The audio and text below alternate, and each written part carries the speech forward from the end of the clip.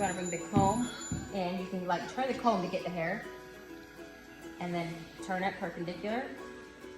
Once you run out of hair, then you can move on to the next section. Now, what you don't want to do is come here and go below, because then you're going to get a line, or above, you're going to get a line. This is where I ended. So remember, just like mowing the lawn, you want to start a little bit where you've gone. Yep. So you're putting your comb up a little too far. So what you're doing is you're coming here, and you're waiting until you get to the long hair to turn it. What's happening is you're not actually blending this hair.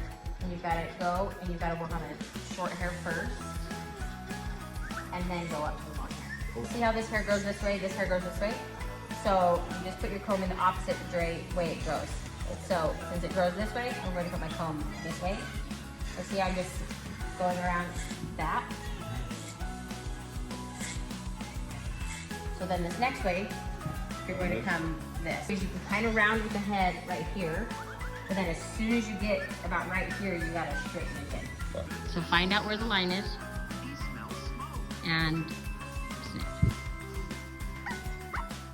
Okay, so always keep that blade towards the ear.